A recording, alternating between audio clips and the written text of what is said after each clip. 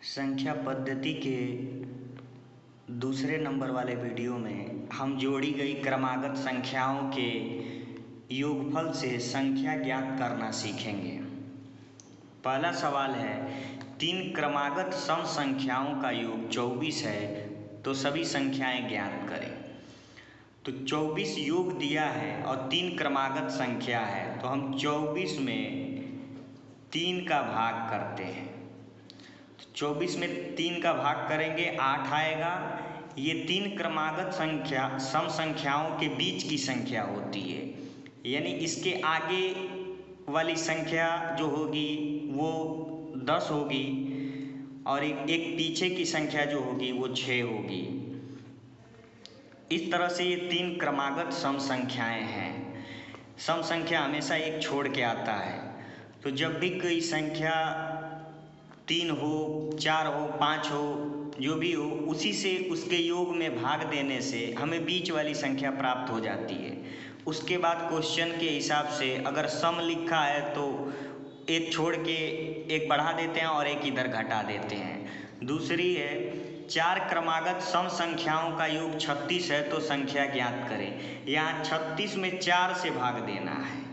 36 में 4 से भाग देंगे तो 9 प्राप्त होगा। ये भी बीच की संख्या है, लेकिन यहाँ लिखा है सम संख्या और ये एक विषम संख्या है, तो इसके जस्ट बाद जो संख्या आएगी वो एक सम संख्या होगी और एक जस्ट कम करेंगे वो भी एक सम संख्या होगी। इसके बाद वाली सम संख्या 12 होगी और इसके एक कम करेंगे तो वो 6 होगी। ये 4 सम संख्याएं हैं, 6, 8, 10 और 12, जिनका योग 36 है। यहाँ 9 इन दोनों के बीच का आता है। जब भी 4 दिया रहेगा तो 4 में कन्फर्म बीच का नहीं होता है, तो 2 संख्याओं के बीच का आ जाता है। तो वहाँ से आप सम संख्या कहा है तो 9 के बाद की सम संख्या 10 होती है और 9 से एक कम करेंगे तो वो सम संख्या 8 होती है। हमेशा ध्यान देना है, जो बीच की संख्या आएगी उससे एक बढ़ाएंगे, फिर एक घटते हुए लिखेंगे, फिर दूसरी भी बढ़ा के लिखेंगे, उसके बाद एक घटा के लिखेंगे। एक आगे और एक पीछे लिखते जाना है। तीसरा प्रश्न है, 5 क्रमागत विषम संख्याओं का योग 55 है, तो संख्या ज्ञात करें। यहाँ भी 55 में 5 से भाग देंगे तो 11 प्राप्त होगा। अब 11 के बाद हम देखेंगे कि ये विषम संख्या पूछ रहा है, तो ये विषम ही है, तो इसलिए इसके आगे की एक विषम संख्या 12 9 होके 13 होगी और एक पीछे की भी विषम संख्या 9 होगी।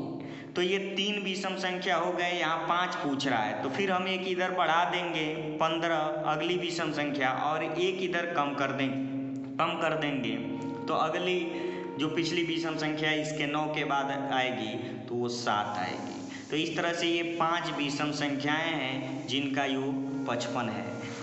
अगला प्रश्न है, 6 क्रमागत विषम संख्याओं का योग 180 है, तो संख्या ज्ञात करें। 180 में 6 का भाग देंगे तो 30 आएगा। यहाँ 30 एक सम संख्या है, जबकि हमें विषम संख्या निकालनी है, तो इसके जस्ट बाद की जो विषम संख्या होगी वो 31 होगी और जस्ट एक पहले विषम संख्या जो होगी वो 29 होगी। अब हमें 6 निकालने हैं, हमें 2 मिल गए हैं, तो एक फिर इधर बढ़ा देंगे, फिर एक पीछे की तरफ तो 4 मिल गए। अभी 2 और कम है, तो फिर इसके बाद अगली हो जाएगी 35 और इसके एक और कम 25। इस तरह से आपको लिखते जाना है, जितनी संख्याएं आप पूछी रहेगी। और सम और विषम का ध्यान देना बहुत ज़रूरी है इस क्वेश्चन में।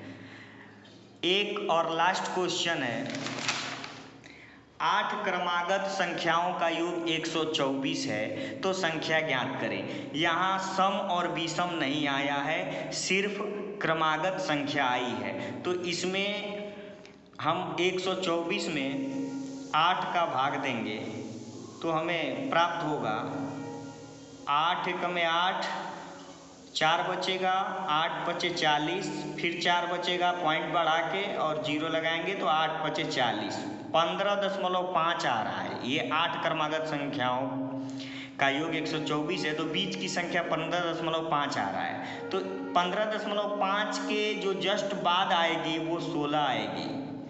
यहाँ विषम और सम की कोई कंडीशन नहीं है, तो 15.5 के जस्ट बाद 16 आएगी और जस्ट पहले 15 आएगी। तो 15 और 16 आ गई, तो हमें 8 निकालने हैं, हमें 2 मिल गए, तो हम एक इधर बढ़ा लेंगे, एक इधर कम कर देंगे।